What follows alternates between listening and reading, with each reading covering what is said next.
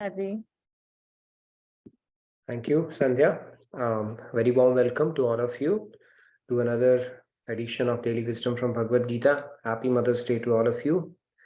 Hope you are having a great start to your Monday and Sunday evening. I think we are getting ready for the Monday morning here. So again, a very warm welcome. Let me share my screen and we will get started by our opening prayers, invoking the blessings of God and Guru. So let me share my screen and then we'll get underway.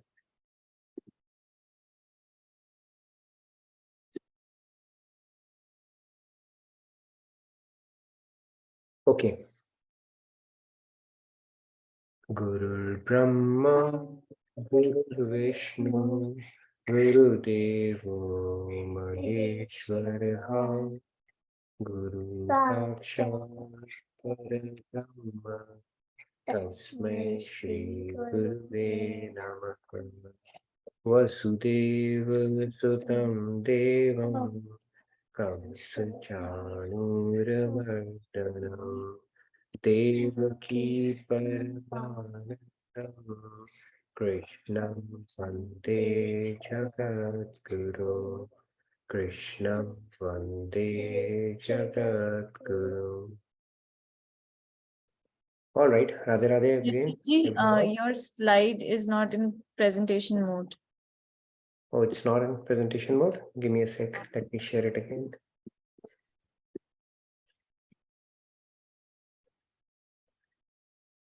Are you able to see it now? Yes. Great. All right. So again, a very warm welcome. Let's get started. So again, a very happy Mother's Day to all of you.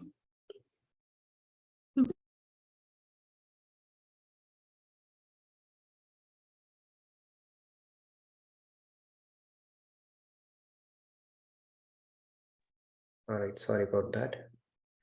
Okay. So let's get started. I picked up this verse 10.41 for us to drive the discussion on Mother's Day and the concepts that we are going to talk about. Very important concept and usually not understood. If we talk about, and we'll take some questions around it as well. People are usually confused about who's Divine Mother and what is the relationship of Divine Mother with the Lord Himself, and is it different from God, and all that stuff we will talk about today. So let me recite it. You're welcome to follow along.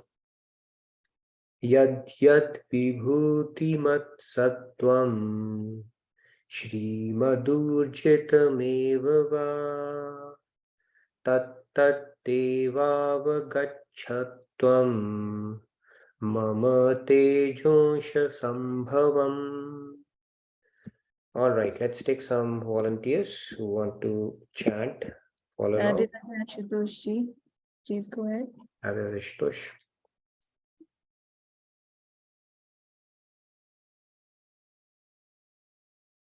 We can't hear you.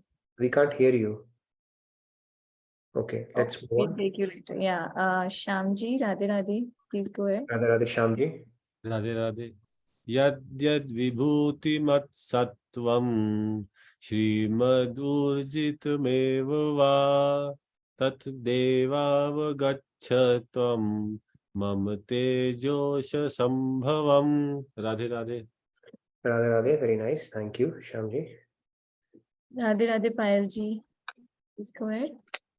Radhe Radhe.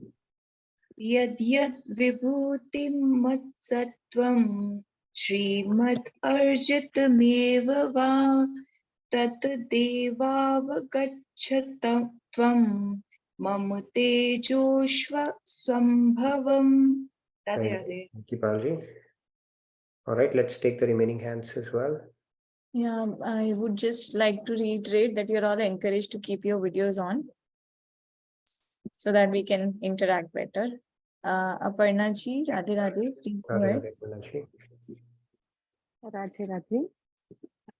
Yad yad vibhuti mat sattvam Shrimadurjitameva vam tat tad evavagachatvam Mama Tejonsha Sambhavam. Very nice. Thank you, Pranaji. Radhe Radhe. All right, we can Dinesh, take the remaining hands as well. yeah, Dinesh ji, Radhe Radhe, please go ahead. Radhe Radhe. Yad yad vibhutimassatvam srimadurjitameva va taddevavagachatvam mama tejosa sambhavam. Radhe Radhe. Very nice. Radhe Radhe. Thank you, Dinesh ji. Uday ji, Radhe Radhe, please go ahead. या राधे राधे यद् यद् विभूतिमत्सत्त्वं श्रीमद् ऊर्जितम् एव वा तत् तद् एव गच्छत्वं मम तेजोंश संभवम् Radhe Radhe Radhe Radhe. Very nice, Udaji. All right, let's pick the remaining 3 hands. Yes, Riya ji, Radhe Radhe, please go Radhe ahead. Radhe ji. Radhe Radhe. Yad yad vibhutimatsatvam Shrimad Ujidameva va Tad tad evavagachatvam Mama Tejoshna Sambhavam. Wonderful. Very nice, Riya ji. All right, last but not the least, Sandhya, go ahead. I guess Manish ji's hand is also Yes, raised. Manish ji. Yeah, Radhe Radhe, Manish ji, please go ahead. Radhe Radhe Sandhya ji, Nitin ji and everyone. Yad yad vibhuti mat sattvam Srimad Purjitam eva va tat tad eva pagachatvam Mama Tejosh Shambhavam. Very nice. Thank you, Thank you, Radhe Manish Radhe. ji. Radhe Radhe.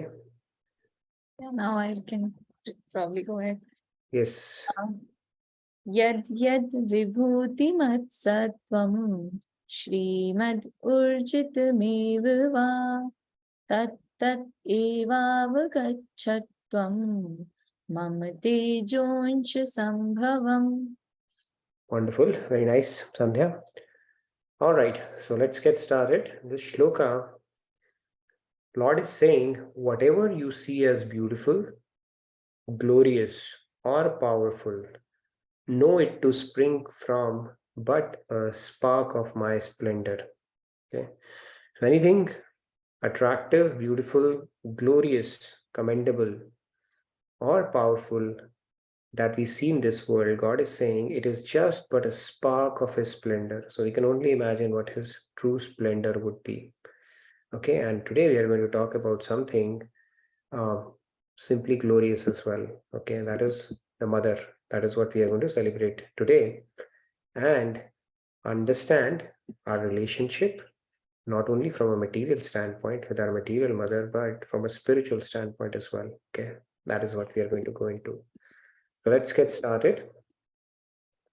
So today's topic, like I said, it's Mother's Day. So happy Mother's Day to all of you.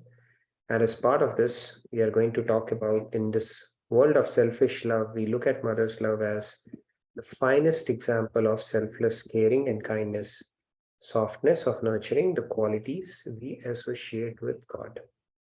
And today we are going to get know more about our eternal spiritual mother as well. Okay, I'm looking forward to another exciting session and an engaging discussion like we always do. So let's get started. Happy Mother's Day. Now, when we come to this world, the day we are born, think of it, we already owe 9 months of free boarding and lodging to our mother. Do we have anywhere in this world where you're going to get free boarding and lodging, just free of cost? And I should probably add fooding as well. Right? She's feeding us as well throughout. That umbilical cord mechanism that God has created, that beautiful biological wonder through which she's feeding us as well while we are in a different world altogether. We have forgotten it. We keep on forgetting it lifetime after lifetime. But this is how it goes. So even before we have seen the light of the day, we owe her 9 months of freebies that we have enjoyed. Okay, that is the significance of mother. Now, furthermore, she's the one who's carried us in her hands and laps for 2 years. the initial 2 years until we started to learn to crawl, and then finally a bit of walking as well. She's the one who carried us around. And she's the one who changed the diapers 10 times a day, 7,000 times in 2 years. Okay, that is just a rough statistic. Then we learned how to talk, how to walk, and our first lessons in ethics. Our mother told us to do the best, to be the best, and be successful in life, right? So she's, a lot of people will say she's today only in Balmukund class. I asked one of the kids, and he was saying that my mother is my first guru or teacher, and invariably it happens. Oh, what happened? Did I miss something? Sorry, I'm just going to share it again. Share. Something happened, so I'm going to put it back on share.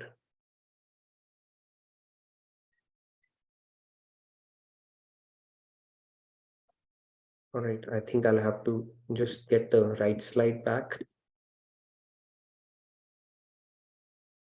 Sorry about that, technical glitch. All right, I think I should be back now. All right, hope you're able to see it now. So the first lessons or the first teacher invariably for us is our mother only. And it is said that even her strictness with us is also a manifestation of her love and care for us.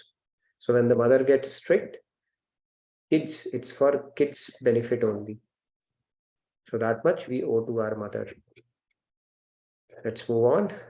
So hope you are able to appreciate. I think you already do, but doesn't hurt to reiterate it.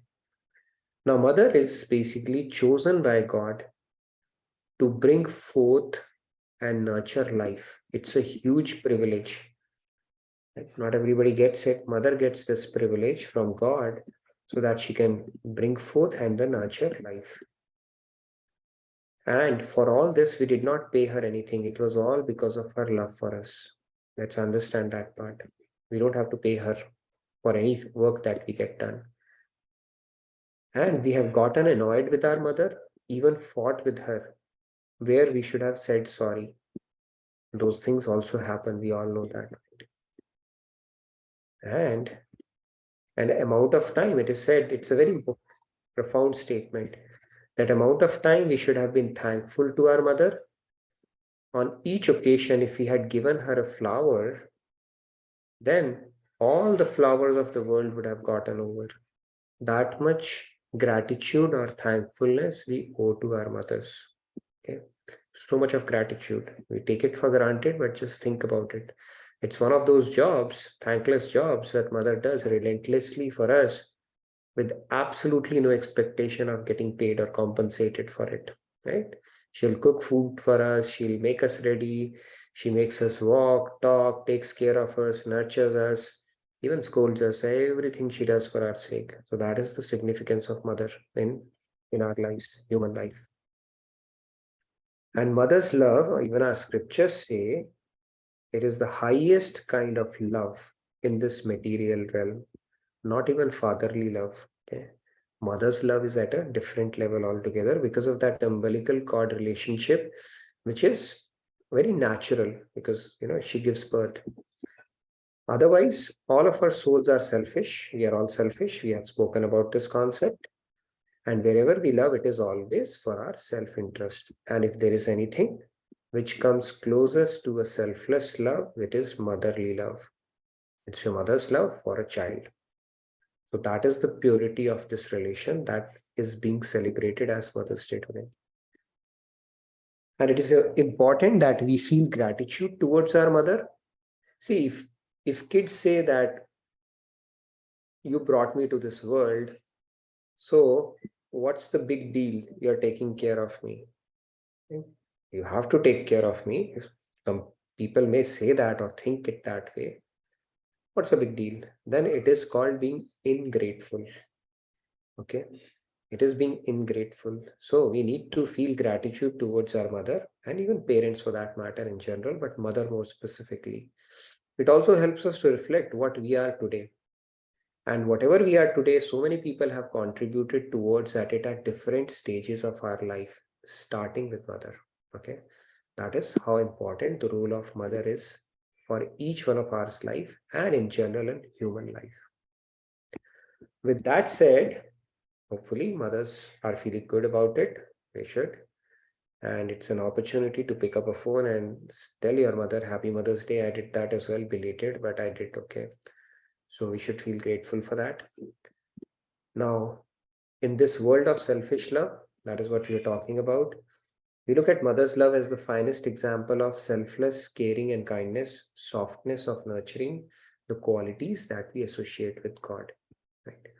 So these are the qualities you associate with God. Just a quick recap. Will not take much time. So we owe a boarding and lodging of 9 months to our mother, and so much she has done right from when we have seen the day of light in this life. Right.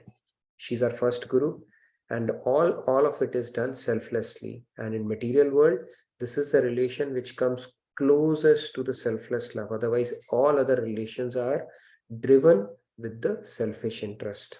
Every relation in this world.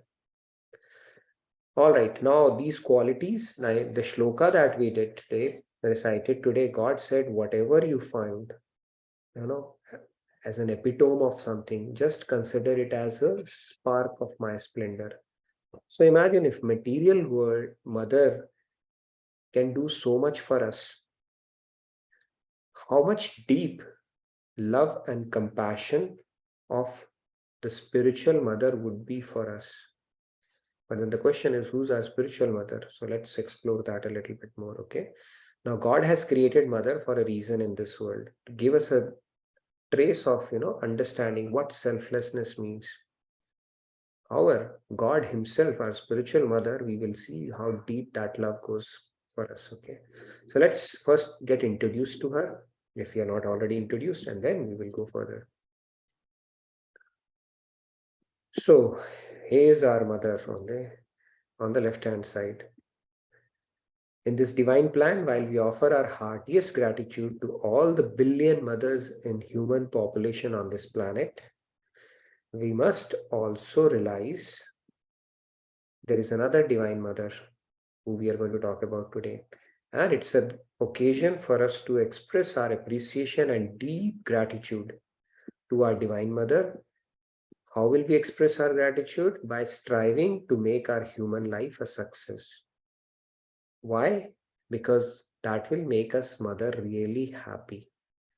Really, it's a way of basically not only expressing our gratitude for all that we have received from her, but also to make her happy by realizing the potential that we have.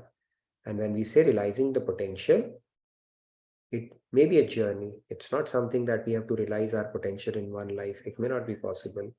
Like Swamiji says, success is not reaching the destination. Success is being better than what you were previously or yesterday on previous life.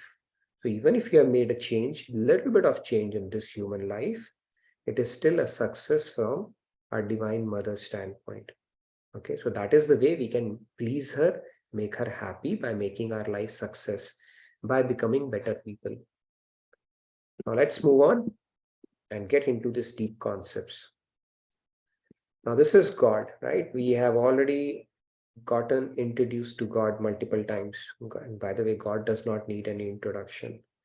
Now we'll get a bit into this philosophy to get to our Divine Mother. What is the place of our Divine Mother in grand scheme of things? We always talk about God and Param Purush and Krishna and different forms of God, right?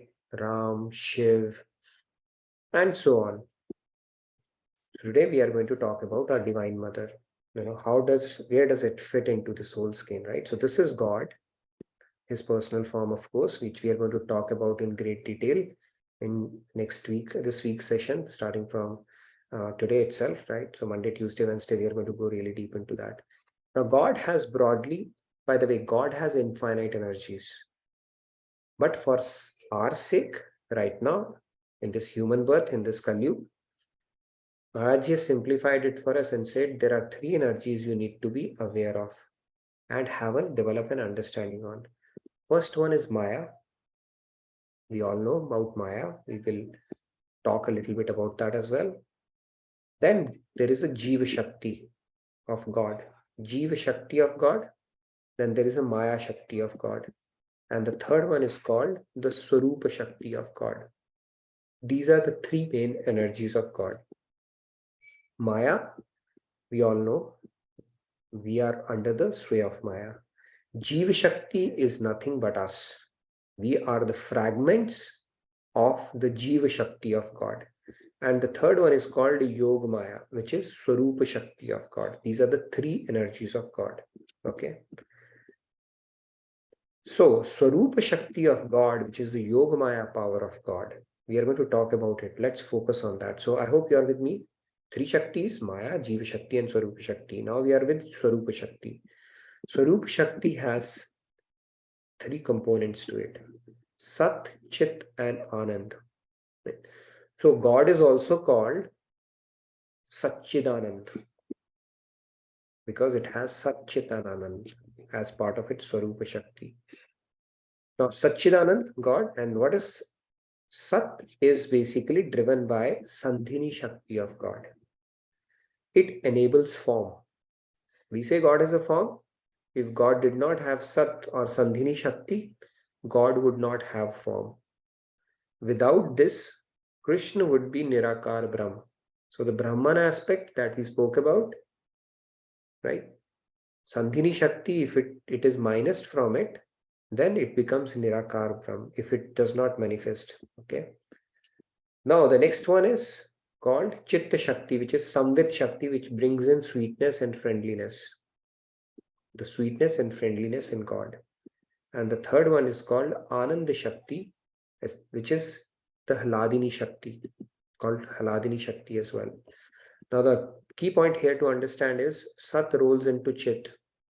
So if God is called Chidanand, that is also a complete definition of God because Sat is already covered in that.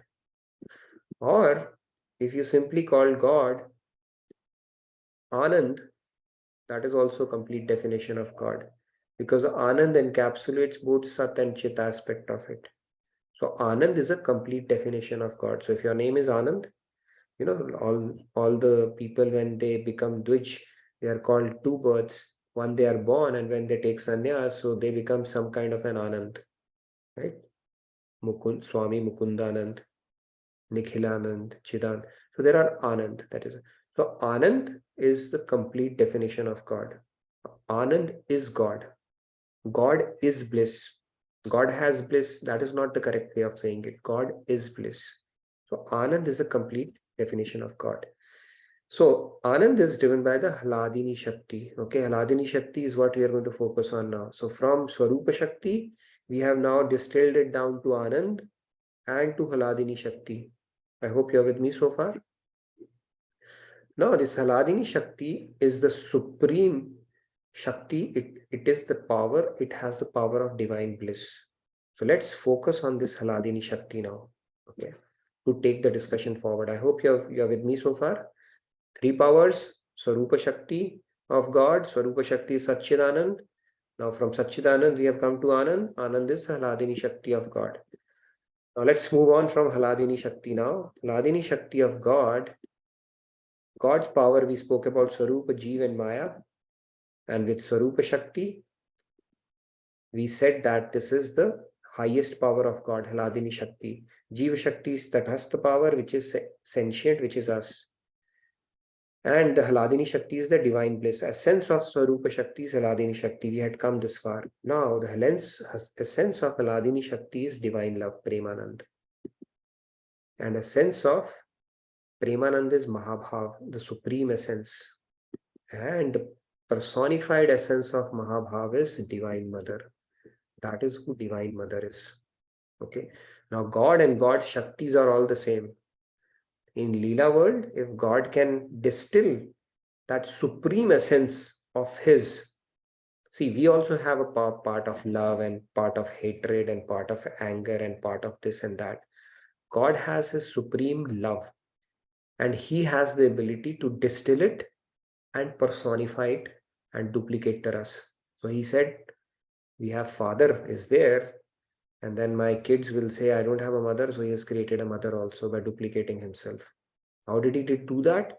The personified essence of Mahabhav or the love aspect, he's actually duplicated, manifested his own Shakti as well, and that becomes your divine mother. Okay, so technically there is no difference, but at the same time there is a difference. Okay, because in Leela Jagat, Krishna manifests as Krishna and Radha. Now you'll say, how can the same person is loving himself, but in divine realm, all that is possible. In our realm, material realm, it's very difficult to comprehend, but in divine realm, to duplicate the ras, God is able to create that.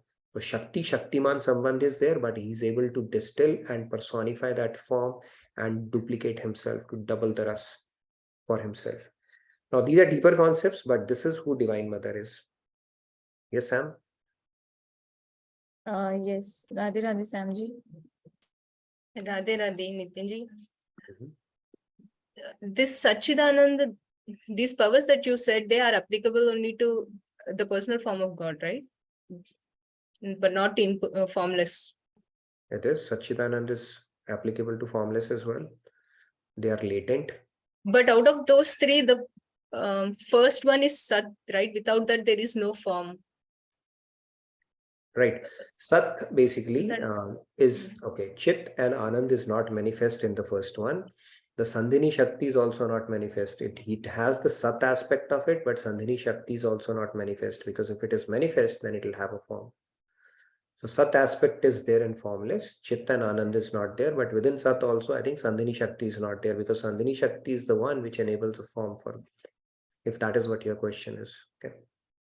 So Sat is different and Sandhini Shakti is I different. think Sandhini Sandhini Shakti, Shakti is like a subset of Sat or what? yeah, I think it's probably a subset of Sat, so I can clarify it more.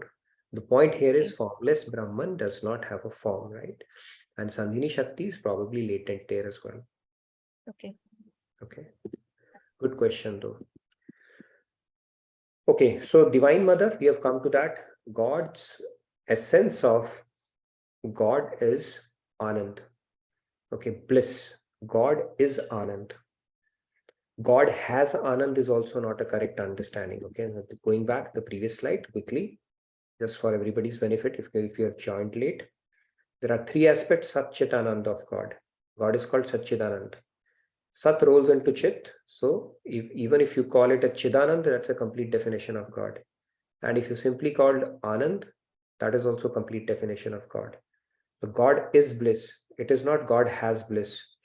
It's like Rasgulla. You have Gulla and you put Ras in it, right? Then it becomes Rasgulla. But in case of God, it is bliss. So technically, nobody is an atheist. If somebody says, I don't believe in God, ask them, are you seeking happiness or bliss in life? Of course we are. If you are seeking, then you are also seeking God. God and bliss are synonymous. Okay. So it's just like somebody may be calling it Papa and somebody is calling it my mother's husband, but they are both referring to the same entity. So it's just a matter of time before this concept grows into them, because no matter who you are, which nationality, caste, creed, religion you belong to, you are seeking bliss. Every act that we do in our life, contradictory. Okay, it could be contradictory, like you sleep to seek bliss, then you get up to seek bliss. If I give you salary for next 10 years, you just have to sleep, you will reject that too, because that is painful. So we all are seeking bliss, and that means we all are seeking God. And technically it again makes sense, because we are fragmental parts of God, and the constitutional duty of part is to seek the whole. So because we are the fragments of bliss, we have to seek bliss. This is how it goes. Now coming to Haladini Shakti, the essence of Anand is Haladini Shakti. The essence of Haladini Shakti is divine love. The essence of divine love is Premanand, Mahabhav and supreme essence. And the personified essence of Mahabhav is Radharani. Now in mundane world, people say Radha, Krishna is Radha's lover and all that stuff, but it is a very mundane understanding. They are actually inseparable, like milk and whiteness. Can you separate whiteness from milk? Of course not. Can you separate heat and light from fire? Of course not. Similarly, they are inseparable. However, in divine leelas, they take on two different forms. Okay, and they are essentially the same. Shakti and Shaktiman Sambandh is what they have. Shakti and Shaktiman are inseparable. However, God has an ability to take on a different form as well as a Shakti if he chooses to. And that is essentially who Divine Mother is. We'll go a little more deeper into that. Now, we have spoken about this concept. See, we have a body, right? We have a body, however, we are a soul. So, Shakti of gross body is soul. Without soul, body is nothing. It is an inert matter which will decay. The Shakti of gross body is the soul, which is our identity. So body is energized by soul, and soul is energized by super soul. Okay, our scriptures say it is energized by Paramatma. I put the personal form of Paramatma here, but let's say the Paramatma form is energizing the soul. And the soul of the super soul, the Shakti of soul, is Sarupa Shakti of God that I spoke about. That is Radharani. So, if you have to understand it in a different analogy, the Shakti of our body is soul, the Shakti of our soul is Paramatma, and the Shakti of Paramatma is Radha Tattva. Okay, that is how deep it goes. Now, if we look at it from that way, body serves the soul, body serving the soul is asking for happiness, give me, to your body serving the soul. Then the soul has to serve the super soul. It is a constitutional duty of doing that. Now, because we are becoming the enjoyer, the problem is happening. And in case of Paramatma and the Divine Mother, they serve each other both ways. Okay, Shakti actually serves basically Shaktiman, and Shaktiman starts serving Shakti also in divine realm. If you go to Bhagavatam and some advanced Leelas, you will understand that part. So this is the constitutional position that is established purely by the fact that one is energizing the other. So it is automatically established. Whoever gives you, see, it's like not employer-employee relationship, but if somebody is energizing you, you become subservient to that, right? If somebody is providing for you, you become subservient to that. That is a natural relationship that gets established. Our soul is serving the body, so our body has to serve. Soul is energizing the body. The body has to serve the soul. Soul says, I need happiness. I need happiness. I need happiness. Body continues to work towards seeking that happiness. Although the direction is wrong, but body is doing all the endeavors to do that. And similarly, our soul, when it serves super soul or Paramatma or God, it will get what it needs in return. However, the direction is incorrect. So we have become Bahirmukh. We should be facing God, and we have turned our back to God and started facing Maya and started serving Maya through our mind and senses. That is all the problem is. But this is not the topic of discussion. The topic is, let's understand who Divine Mother is. It's a deep concept. It's not a boy-girl kind of a deal that we think of in this world. Right? People ask, why didn't Krishna marry Radha? Okay, or Radha was older, or fine, then go and read some Leelas. There are different Leelas of God that has happened even in this particular Manvantar. And in some of the Leelas, they have married. Brahmaji was the priest for them. So these are divine Leelas. They are not called divine karmas. When we do something, it is called karma. When God does something, it is called Leela. Okay, they don't have anything to do. They are doing Leelas. But when we put our intellect worth 2 inches to God's Leelas, that's where the problems start happening. Okay, with our mundane intellect, we start analyzing God. Okay, why God did this? This Leela makes sense. This doesn't make sense. We are trivializing God. Should not happen. This doesn't. Of course not. That is not the whole idea of Leelas. So the better approach in that case is to suspend your judgment pending more understanding, as opposed to taking a firm stance on it, because it becomes spiritual transgression at that point. We cannot understand. A lot of people say we are trivializing Krishna by highlighting his Leelas, Gopi, what he did with gopis and stuff like that. Okay, it's the same. You read Bhagavad Gita first. The same Krishna had said Bhagavad Gita as well. Understand Bhagavad Gita, gain eligibility to read Bhagavatam, then go to Canto 10 to understand what love means, what God is doing, and how to see his Leelas in perspective. But if you directly jump into that without having any foundational understanding of God, who is God, why does God take avatar, why does he do Leela the way he does, your intellect is going to mess it up for you, and you will end up doing spiritual transgressions time after time, which is unpardonable in spiritual journey. So the point here is, let's understand who's Radha Tattva is. Radha is not an ordinary person who is descended, okay? And through Radha Tattva, the divine mother that we are talking about, actually all the manifestations happen. Radha Tattva is there, and all the other manifestations, you see Parvati, Durga, Kali, Lakshmi, Sita, for that matter, Rukmini and all, they are all part of Radha Tattva only. They are no different. Like different forms of God, they are no different.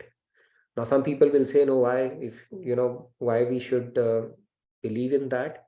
Our scriptures are telling us, and maybe I can when I get into the personal form of God, I can bring all the references of Radha Tattva. If you have not come across, then probably you need to find a Rasik saint or a guru who can give you references and resolve all the contradictions for you. Okay, they are all the form of the same supreme divine entity and no different at all. Now the mother is mother, right? Mother might be in official mood like Durga, like you got mother goes to office, she has to take decisions, she has to take care of rowdy kids as well. But mother, when she comes back home, she's in a loving mood. So when she's in a loving mood, she's in Radha mode. When she's in her official mood, she's a Durga. Now, whichever form we associate to, what we need to understand it is the same mother in different moods.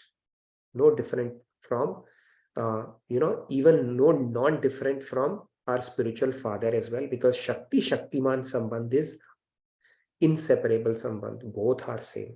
So Parvati Shiv, Shiv Parvati, Sita Ram, Lakshmi Narayan, Radha Krishna, they are no different from each other.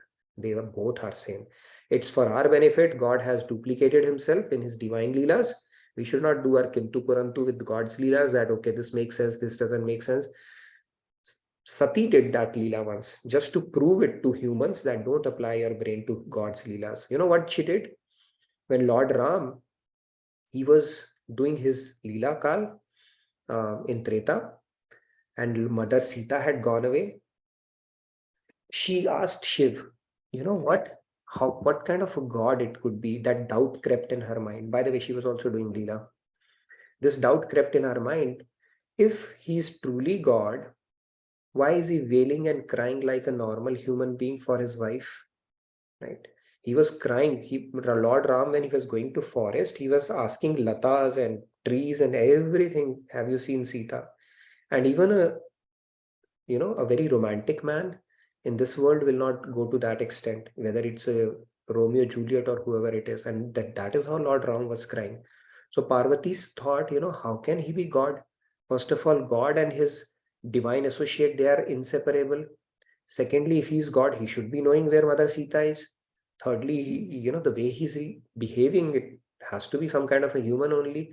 So what she did was she actually took upon a form of Mother Sita and sat there in the forest. So Lord Ram was passing by, he saw her and he said, Mother, what are you doing here? So Lord Ram, in spiritual realm, he considers Lord Shiva as his spiritual father. Now you will say, Lord Shiva, that means Lord Shiva would consider him a son? No. In spiritual realm, Lord Shiva considers Lord Ram as his spiritual father. Okay, so this father, both are father. Spiritual realm, this is how the relationships go.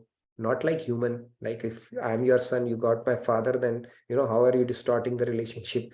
So then he said, and then when Lord Shiva is his spiritual father, of course, Parvati becomes a spiritual mother. So he said, Mother, what are you doing here? And Parvati was zapped. Okay, she immediately went back to Lord Shiva. But then Lord Shiva got it. She said, you know what? Now you took the form of my divine mother. I cannot accept you like a wife. So he also started playing along and doing a leela. And then this whole leela of Sati happened before he accepted her as a wife again.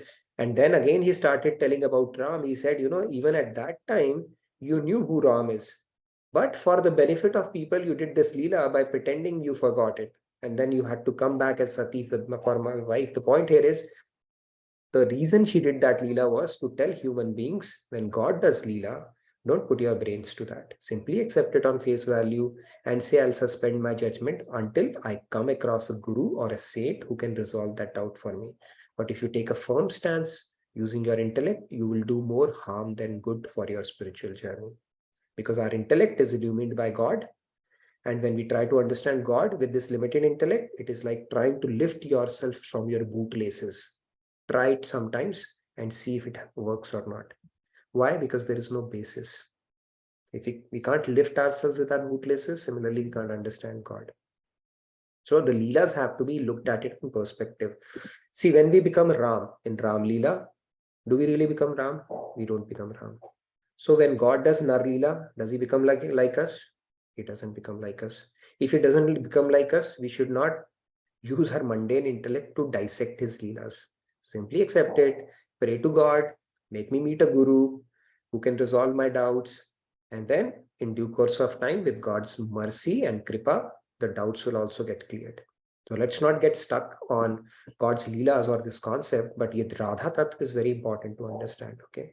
And Radha is not, she's a divine consort of Krishna. Krishna himself has taken on that form, okay?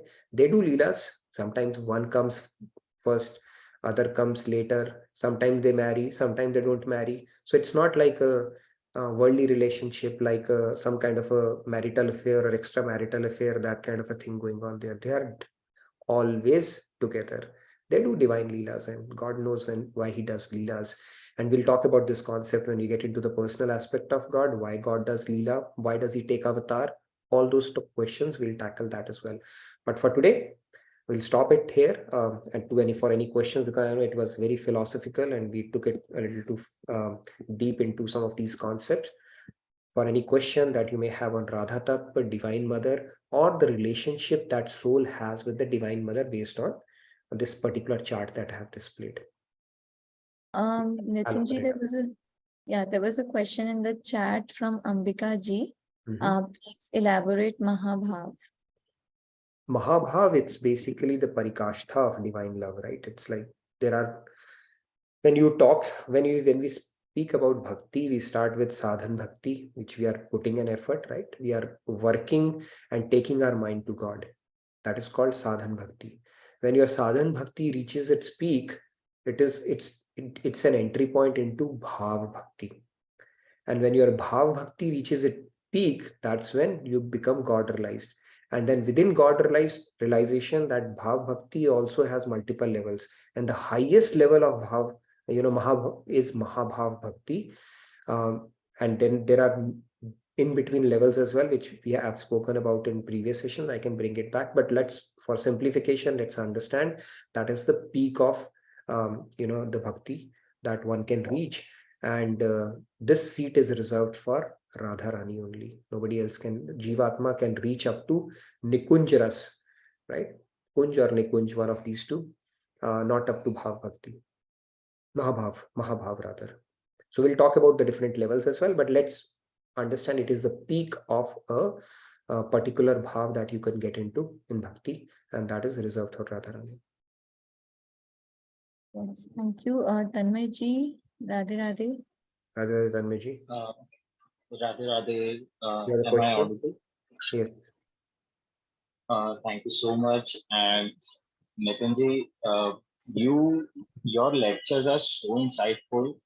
We are always indebted to you. Thank you so much. My question is, like, I have observed, like, and I've also followed Sairam community.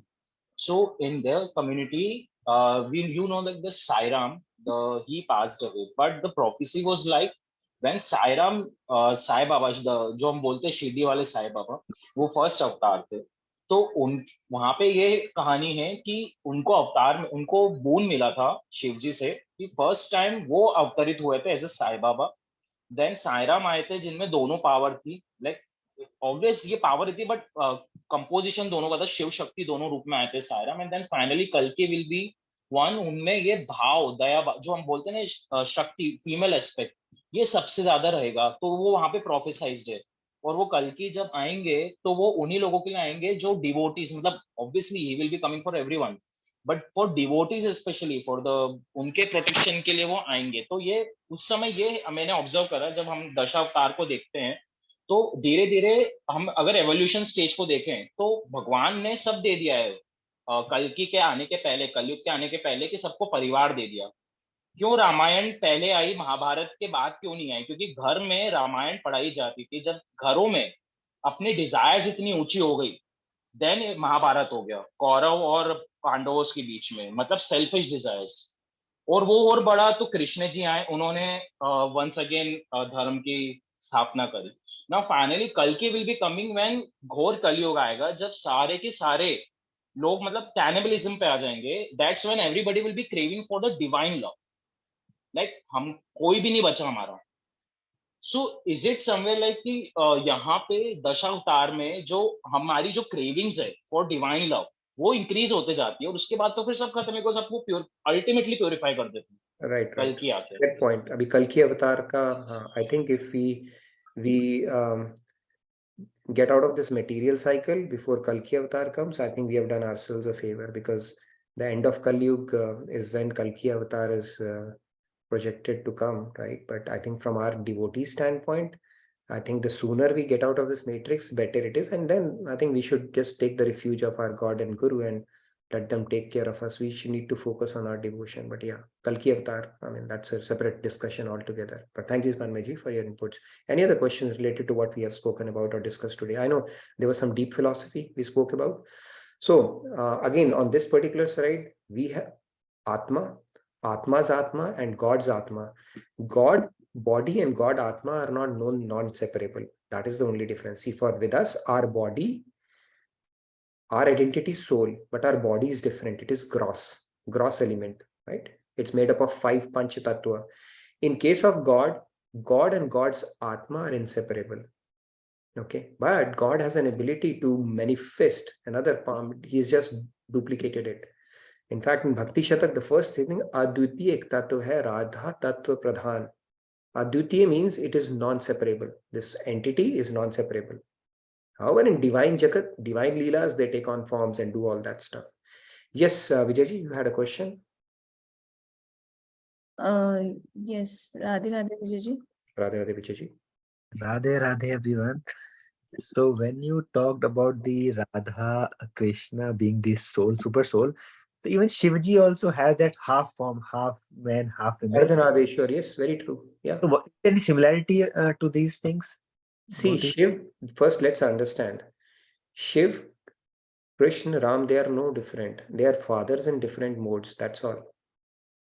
The Krishna form is preferred because Krishna exhibits his sweetness. These 4 Madhuris are only in Krishna form. Roop Madhuri, Leela Madhuri, Bal Madhuri and Prem Madhuri. He doesn't exhibit that in other forms. Although all are same, there is no difference between them, right? It's not like ISKCON people have, you know, what you call that, glorified Krishna as the supreme, and actually somebody, no, God is God, right? God can only be one. Now, if scriptures tell us that is a fact, so Krishna is usually, from a devotee standpoint, Krishna form is preferred because he exhibits his own leelas. In no other form, in official form, as Shiv, he will not put an arm around you, or you don't get that feeling because you have reverential feeling to that form. Even with Ram, you cannot take liberties like you can do with Krishna. So in Krishna, it is like full form. God has manifested his entire nature. He has even shown how he can be enslaved through love. And that is why from a devotee standpoint, it is beneficial. But other than that, if you think about it, God is a superlative term. God, Godder, Goddess is not the case, right? God is God. It is one entity and it can take on any form. We can't limit it. And based on our sanskar, we get attracted to a particular form. But if we start fighting, this is the form, which is the supreme God, other are not, other are different, then it is our ignorance, nothing else. I think can we say जैसे शिव की शक्ति है, शक्ति से पूरी दुनिया चल रही है, उसी तरह से हमारी जो सोल की जो सुपर सोल है, because of that only our soul is getting energy, right? Something like that. True. Actually, if you think about it, our soul is getting energized by super soul. If Paramatma leaves our soul, then we are done. And now when Paramatma is the soul of our soul, right? He's our Prana Vallabh. He's the most intimate friend of ours. And he's the basically witness of us all the times. So what's the question of What's the question of Jivatma being separate from God, right? Gopis in Gopis Leela, when Krishna used to do, what is the privacy that anybody has from God? Nobody has it, right? And when you accept God as your Sambandhi, the job is done. We are not able to do that. Our ego prevents us from doing that. So God is the most, he knows you better than you know yourself, right? And he's private to each and every thought of yours. That is who God is. Because Paramatma is your super soul. He's energizing you. So there's absolutely nothing hidden from him. We see, why do we end up committing bad things or thinking bad things? Because we have this false concept of privacy. There was a guy who wanted to steal a car. Okay, so when he was about to commit that act, his friend started coming, he saw his friend coming from the opposite direction. And when he saw his friend, he postponed that plan. Oh my God, he will see or somebody will see me. But when we have to do something bad or speak lie, we do that with a full understanding we have a privacy, right? You don't have a privacy. Yes. Big boss is always watching you, is noting everything, whether you do it or not. Every thought, every sankalp is getting noted down. That's it. And it is transferring it to karma. So God is actually our Prana Vallabh. In so many bhajans, he's called, referred to as Prana Vallabh because he's the basis of our life. If he departs, we have no existence. Chutki mein he can vanish and entire thing can vaporize. And if that is the case, now the next question is, why does he take avatar? In order to kill Ravan, Kans, does he have to do all that drama? Of course not. So we'll talk about that concept in a separate class. He just has to move aside and the job is done. Or he can make the air poisonous or water poisonous for them. Job is done. Why does he have to live 14 years in exile and do all the Leela and wail and cry for Mother Sita and do Agni Pariksha? All, see, God's Leelas, God only knows. He has to do that, and then there's a reason for his Leela as well. We'll talk about that when we get into the personal form of God in more detail. thank you, Radhe Radhe. Radhe Radhe. Yes, Sandhya, you wanted to ask, and then Ajit ji has asked something as well. Monica ji, you prepare a question too. Yes. I actually, it was not a question. It was more like just sharing something. So I have, I think, shared it earlier, but I just can't stop when Radha Tattva is being discussed. I want to always share that she is the epitome of Kripa. And as you mentioned that she knows what goes inside her. I mean, God knows what goes inside our heart. And I mean, I just feel this is just amazing and magical that before being introduced to these concepts, Mata Rani would. Mata Rani. Sorry. Mata Rani would just meet me in the form of loving Mother Radha. And I just, that feeling itself is just amazing. So they know how they want to meet with you. And yeah, I just wanted to express this. I think So Mata Rani, hopefully it gets reconciled. Mata Rani, Durga Rani, Durga Mata, Radha Rani, they are all same. There is absolutely no difference. We should never have a Bhed Buddhi for different forms of God. And more importantly, it is said, Ek sadhe, sab sadhe na koi. So when we do with a Bhed Buddhi that this is different, this is different, this is different, we are not able to develop that love. Or when we do it for one, you will develop for all. Because you'll understand this is the same father in a different mode. Right? A child does not get confused that my father is now in jogging dress, so he's become different. Now he's in office dress, he's become different. Now he's in loving mood, he's playing ghoda with me, he's become, he understands that. Right? Jaya Bachchan does not complain to Amitabh Bachchan, you know what, when I married you, you were a gentleman and now you become coolie and smuggler in movies. She knows they're just playing a role. But they are form of my same Ishtadev. That is the whole correct understanding. And Mata Rani is none of different than our Nand Kumar Shakti itself, right? And that is how it has to be seen. Great. Thank you. Yeah, sorry for the disturbance. And yeah, no worries. Ajit ji, Radhe Radhe. And Monica ji, you had raised hand as well. You are not allowed to lower it once you raise it. Yes, yeah, Radhe Radhe. Radhe Radhe. Actually, this time I have learned a different meaning of Mother's Day, that socially she is contributing for a lot for whole society by training, by culturing and their son to contribute something to the society. So what is the way in which you have celebrated today is the real meaning of Mother's Day for the world, not individually. Individually, we should love to our mother every day, every time, every moment, just like our God. True. So this is the lesson takeaway for me. But and secondly, the question is that why we call by name our divine mother, Radhe Radhe. Since we don't call in worldly relations, we don't call by name.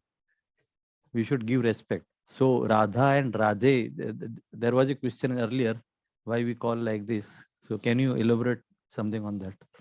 I think Shri Radha, you can call it if you want to give respect, but God enjoys actually proximity when you do that. See, Mother Yashoda, she would not even care to call him Krishna. She would not even say Kanha. She will say Kanwa. Okay, so it's a sentiment in love that matters. And in Raganuga Bhakti, God wants us to leave his Aishwarya aside, his official aspect aside, and he loves that when we build connect with him. So in that sense, I think the feeling should matter. But if you want to bring referential, you create a little bit of distance then. Okay. Just think of it. When you are with mother, you would just want to be yourself, and calling with name, I mean, you can bring in respect, but Radhe Radhe is perfectly expected because this is something which even Krishna, it is said in his divine pastimes, he also recites the same name, Radhe Radhe. So we are trying to simulate that in our head as well. But yeah, I get your point. But I would say let's leave aside the formality part and focus more on love. That is what Raganuga Bhakti is. And just to add, V has given a comment. Radha Ju means G in Braj language. So Pyari Ju, Swamini Ju. So there is that respect element is anyway That there. respect element is there, right? Shri Radhe, Swamini, Radha Ju, Pyari Ju. That is how it is. She's referred to. Yeah, very true. Okay. Yes, Monica ji. Monica ji. Yes, Radhe Radhe. Radhe Radhe, Radhe Radhe everybody, Radhe Radhe Nitinji. I just wanted to echo the same sentiment, Nitinji, when you said about when you say Radhe. Initially, I used to ask you, right, that I'm closer to Krishna because of obvious reasons. But then Radhe, I know that because if it's Krishna, it's Radhe. But now, when we greet each other by Radhe Radhe and everything, I think I'm actually getting closer to Radhe because the mother's selfless love. Even if you don't love back, you will feel that. And I think, once you have that name on your tongue, then it just actually comes to you. And I can really feel that. It's been some time. I'm actually tearing up saying this because I have really started experiencing this. Very true. That's a great realization you're having. See, even in the world, when we have to go to our father, we approach it through mother, right? Because father is a little strict. Krishna Yes. still has to do, but mother's heart is very soft. And that is why it said to way to Krishna, the bhakti becomes sweeter when you go through Radha. And even otherwise, it is said when you reach the peak of your bhakti, then Shakti is invariable. The bhakti of Shakti is invariable. So the Shakti's bhakti is basically something, if you do it, it makes it even more sweeter. That's essentially what it is. Yeah, and also so Radha does not has to be thought about like like any other girl in Braj or anything. It is a very deep concept. Okay, yes. Shukdev could not even utter that word because if he had, he would have gone into samadhi and he wouldn't have been able to narrate Bhagavatam to Parikshit. So Radha is, and next session in personal form when we talk about, I'll bring all the references to Radha. People question, okay, it's not mentioned in scriptures. We'll bring in all the references of Radha Tattva in our scriptures. Okay. See, if we have a very pricey thing, let's say most valuable thing in our home, where will we keep it? How will you keep it? Will you keep it on your door right next to your drawing room so that everybody can see it and grab it? No, you will keep it in a closet, within a closet, within that closet, and some very safe place you will keep it. Same thing, God's divine love is the ultimate power. The personified essence is Radha Tattva. It is so secretly kept by God and it is only for a privileged few. if you come in contact with a Rasik saint, you'll understand this tattva, because it is not up for grabs for everybody. That is because when you get divine love, God becomes your slave. So that is the highest power of God and the most protected power as well. Only if you have that Sharanagat, prem, purity, thirst, hunger, desire to know that, and you find a Rasik saint, you have sanskar, you do bhakti, will this concept grow on you? Not just like, you read a few things here and there and Radha Tattva is all clear. That not it happens with his kripa only. That much things have to fall in place for you to get to even Radha Tattva. It's a very deep concept. And Nitinji, I also wanted to share Mhm. that I suddenly remember that about 14 Varsh of Vanvas to Shri Ram. In that Leela, Shri Ram also killed a lot of demons during his 14 years of Vanvas, right? So I think my father was reading Ramcharitmanas and then he happened to mention this. So I suddenly remembered that it was not just the 14 years just went like that. He cleansed Aryavrat out of, demons. So we don't talk about any other era of Ramayana. We talk about those 14 years, which was facilitated by Kaikeyi, and because of which that Leela unfolded, right? Nobody talks about before, after too much. Those 14 years, right? Everything happened, yeah. And yes, there was a reason God had descended at that point, and we'll talk about why does God descend. There are multiple reasons. See, when we go to market, it's like first we brought bread and then we went and brought in milk and again we went and bought in rasgulla. We don't do that. We go once and do all the things together. Similarly, when God descends, he does a lot of things together. And what are the reasons for his descension? We'll talk about it in one of our sessions as well. Thank you for sharing that, Kumarji, and then Sunilji, real quick. Can I quickly add one thing? I think it's also from our perspective, the Kevat Prasang and the Shabri aspect are like really, really powerful messages that Lord Ram gave to us how to be a bhakt, right? In that period of exile. Yeah, very true. Yeah, there are a lot of reasons when God, we'll talk about it, when he takes descension, what are some of the things he ends up accomplishing, and we'll draw inspiration from Ram Avatar and Krishna Avatar. Yes, Kumarji, Kumarji. yeah, Radhe Radhe. Jai Shri Ram, everyone. Jai Shri Ram. One thing which I want to first wish is for all mothers, a very happy Mother's Day. There is a saying, God could not be physically everywhere, so he made mothers, right? Okay. So I totally believe in it. Mother's love is the closest we can come to, love without any conditions and all that stuff. So my mother instilled in me the bhakti of Hanumanji and Rama, and never forgot it. It was always there, sometimes dormant, but it just comes up every now and then. And of course, now I'm like amazed, like whenever I hear of Hanumanji and Rama's whole act there, the Sundarkand, right? It's really the Sundarkand of Ramayana. That's the real essence of Ramayana for me. I get all my bhavs from Ram. So, Krishna, I like Krishna a lot. But what happened is, again, I tried various groups, right? From Brahma Kumaris to Sri Ji, Sadhguru and all that stuff. And then I chanced upon ISKCON as well. Now, ISKCON made me very uncomfortable, sorry to say that. This is Krishna they're talking about, but they made it look like, no other God other than Krishna. And I'm like, no. Gods are different forms. They're all one though. But their concept is different. So I couldn't but our Swamiji kind of very nicely said that. And many people who are spiritual know that God is all one. It could, the person could call Jesus Christ, Ram, Krishna, like we call him, or Subramanya, who is my family god as well, right?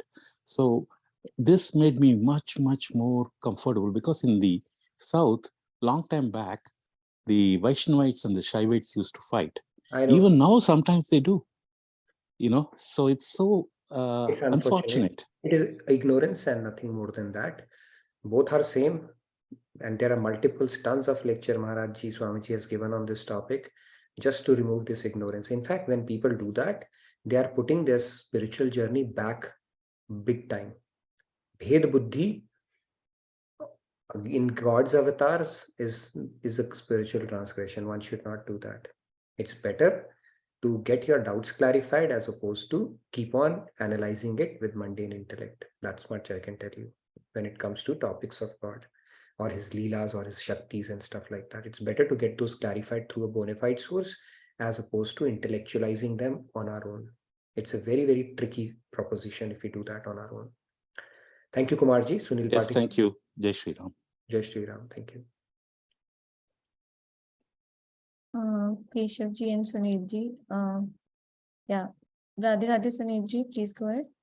Radhe Radhe. So I just, because a couple of times I think I heard many people, with this Radhe word, and also I just wanted to tell that, in Sanskrit there is Sambodhan Karak. So basically Radha means Hey Radha. We are like crying out for that supreme divine personality, that power.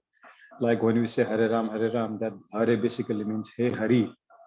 So you are like crying out for that divine personality called Hari. So when we say Radhe Radhe, we are basically crying out to that divine personality, that supreme divine power, saying Hey Radha. So basically that Radha is just the Sambodhan Karak of Hey. That the Radha is just the condensed from our Sambodhan Karak of Radha. Just we are saying Hey Radha, help me, come to me. So that's all I just wanted to clarify, because I did see, that question lingering about Radhe word a lot of times. So basically in Sanskrit, you have to there's what is called Sambodhan Karak. So when instead of saying Hey Radha, we say Radhe directly. That's basically just, we're just Sambodhaning like Radha. That's it. That's a good explanation. I think it answers Someshji's question as well, Radha and versus Radhe, right? Yeah, thank you so much, Sunilji. But yeah, the key thing is the sentiment behind it, as opposed to the name itself, right? Like I said, Krishna was called as Kanuha also. Will it make any difference? No, it didn't. As long as for that entity you're bringing in the divine sentiments, that is what you get credit for. So that's the key. Yes, Keshavji. Nitinji, I have a sorry, I have a personal request to you. Please give me some time. Let us share the screen, because what I heard today about Radhaji and all the Devis, in one sentence I would summarize it. I heard this, well, all the Devis are same from Radhaji. I heard it like about 22 years ago from Swami Arjun Puriji Maharaj in Haridwar, and he was here in California. And I have listened to about 20 Swamis in California, and I have been to all the places as Mr. Kumar or Sunil mentioned. I have been to ISKCON temple and all these places. Ultimately, Bhagavad Gita is the only solution. It has everything. And somebody said, God is not everywhere. Come on. Who says God is not everywhere? I see God every single day. Have you seen sunlight? Sunlight, what is sunlight? God himself. What did Sanjay told?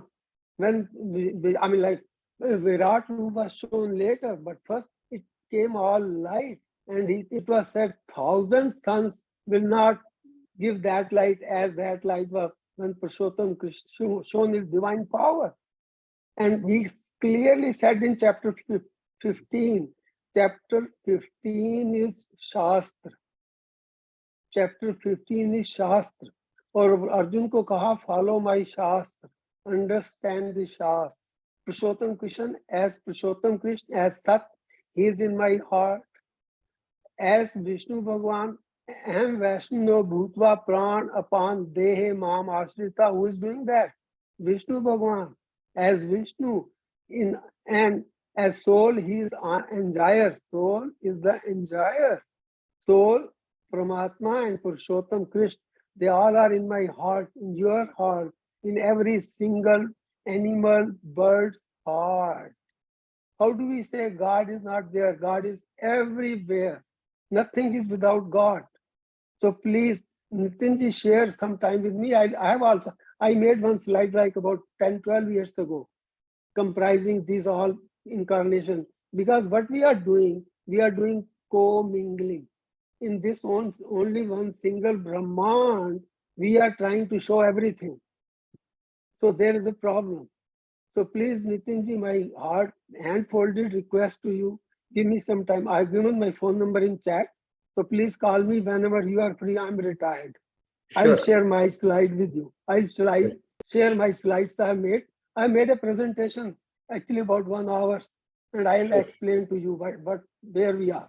Sure. Radhe Radhe. Radhe Radhe, please fill out the feedback tracker. I'll And encourage. I did that, and I will please you can I will give you invite people. personal call on Yes. that. Yeah. Yeah, please do that, and then we'll share and invite people who are interested. Most welcome. No Sure. discrimination. Radhe Sure. Radhe. Radhe Radhe. Thank you so much.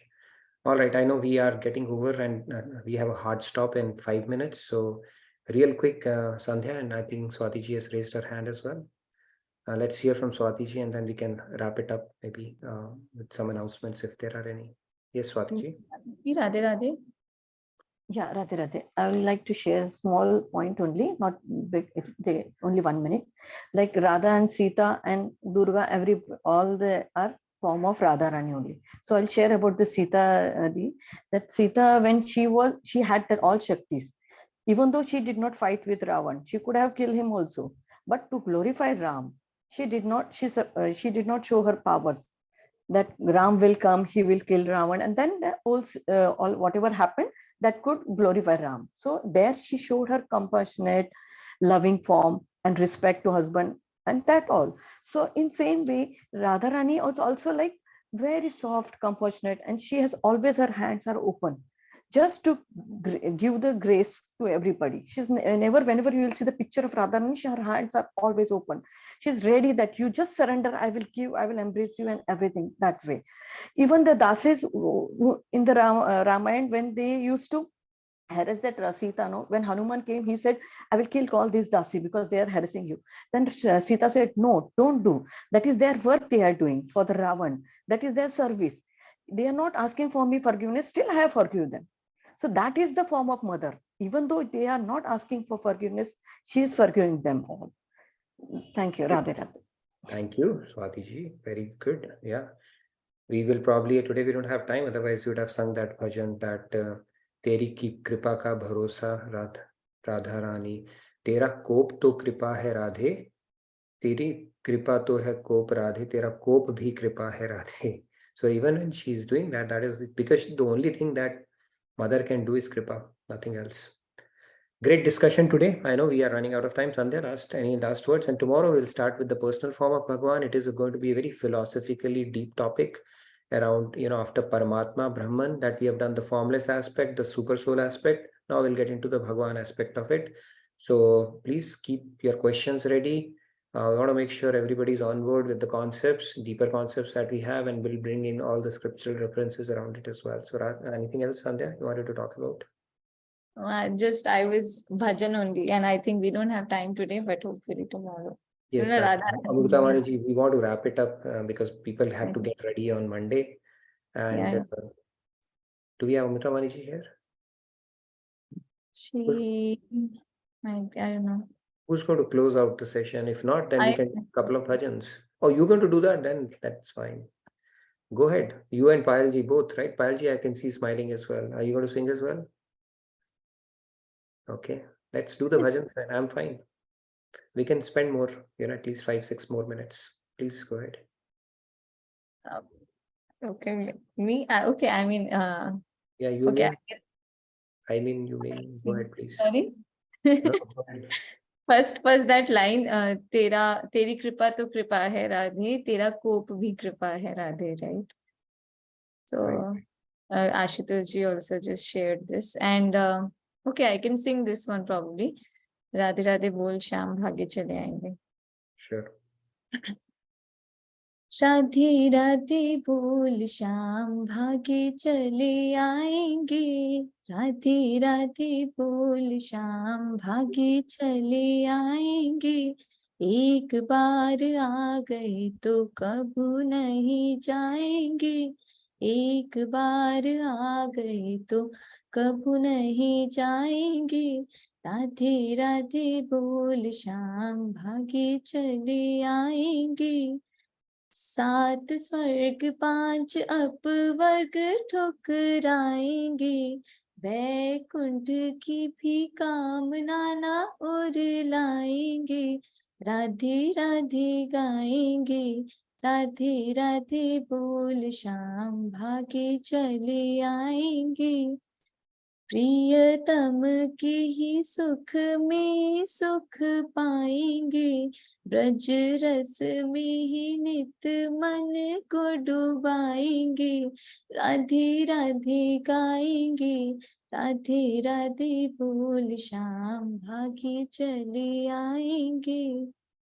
पिय ठुकरावे हम प्यार किए जाएंगे, पिय कहूँ जनी आवे हम रोय जाएंगे, राधे राधे गाएंगे, राधे राधे बोल श्याम भागे चले आएंगे।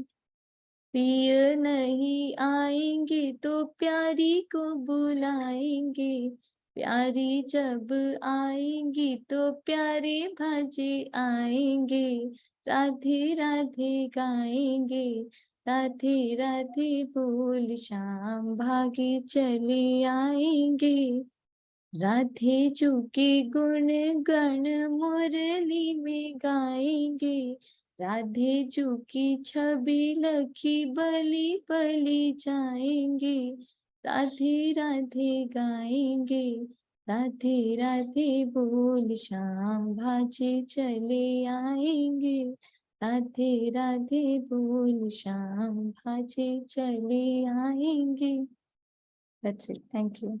Very nice, Sandhya. Beautiful. When we say Radhe Radhe, actually Krishna starts running towards you. Okay? He just stops because he cannot manifest in front of you as yet, right?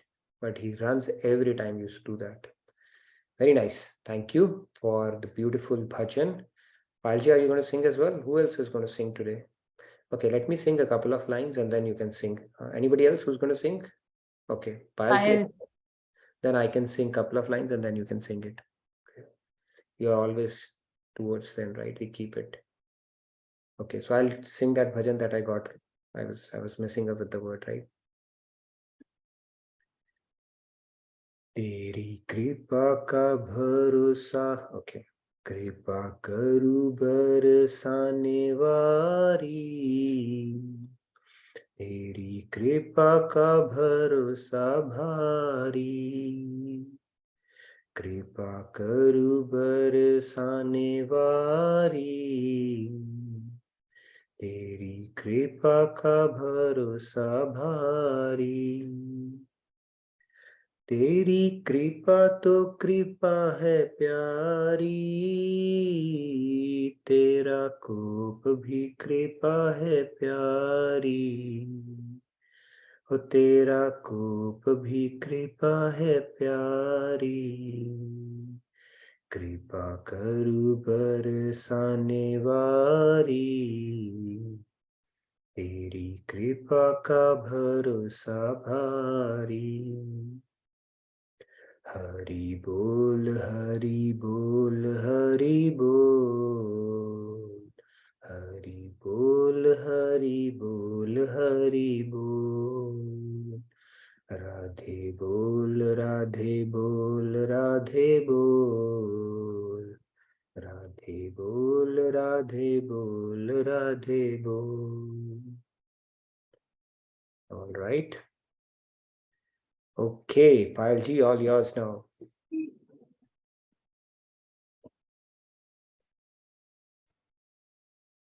Yes, Payalji, rather. Okay, so I'll not take much time, just 2 lines, okay? Sure. मन भूल मत जइयो राधा रानी के चरण, मन भूल मत जइयो राधा रानी के चरण, रानी के चरण महारानी के चरण, रानी के चरण महारानी के चरण, मत जइयो महारानी के चरण, मन भूल मत जइयो महारानी के चरण, मन लाग्यो बरसाने में मेरो, मन लाग्यो बरसाने में जहाँ बिराजे राधा रानी, जहाँ बिराजे राधा रानी। मन हटियो दुनियादारी से, मन हटियो दुनियादारी से, जहाँ मिले खारा पानी मेरो, मन लाग्यो बरसाने में जहाँ बिराजे राधा रानी। मन भूल मत जइयो राधा रानी के चरण, मन भूल मत जइयो राधा रानी के चरण। Thank you so much. Radhe Radhe. Thank you, Payalji. Beautiful bhajan. We had a short and sweet devotional segment today, even though it's Monday morning for you guys. So thank you everybody for your beautiful, enthusiastic participation. Like you all would do. Yes, Swati ji, you wanted to sing as well? Yes, Swati, Radhe Radhe, please go ahead. Yeah, only 2 lines, Radhe Radhe. Okay, please go ahead. मीठे रस से भरी हुई राधा रानी लागे, राधा रानी लागे, मने खारो खारो यमुना जीनो पानी लागे। अब ना भावे माने माखन मिश्री, अब ना कोई मिठाई, मारे जीवड़िया ने भावे अब तो राधा नाम मलाई, राधा नाम ही I just forgot it. Radha नाम में ही जिंदगानी लागे, मने Radha. Sorry for that. Thank you, Radhe Radhe. Bhajan Swati ji. Last time I'm getting that confused. No worries. Sorry. You got the essence. Nice. Good. So I think we had a lot of philosophy discussion about our Divine Mother, who's Radha Tattva, and then a good devotional segment as well. And of course, we spoke about Krishna as well. So let's understand who's Krishna. Krishna is the Pati of our Pati's Pati as well, right? He's Jagat Pati. So there is no question of Krishna trying to woo anybody. And if he's trying to woo anybody, that means that soul is extremely lucky. Okay, he's the supreme Pati of all of us, right? Soul doesn't have a gender, and there's only one Param Purush, Krishna. That is what our souls are, right? So then just because we are born in a male form, we cannot, think that Krishna is not our husband. He's also his husband of all the wives, basically his husband's husband, and his Jagatpati end of the day. That is who God is. So if when we understand the definition of God, a lot of questions will start getting settled automatically. Great, wonderful discussion. I will continue on our discussion on the personal form of God tomorrow. I look forward to another engaging session, and please bring your questions, because these sessions are, basically designed in a way that all the common questions that people ask about, related to this concept, they get addressed. And if you have any other questions, feel free to fill out the feedback tracker as well. So thank you again. Radhe Radhe from my side. And I'll see you tomorrow. Have a wonderful day and a great rest of your evening. Thank you very much. Yes, thank you everybody, and look forward to seeing you all tomorrow. Happy Mother's Day once again. Radhe Radhe. Radhe Radhe. Happy Mother's Day.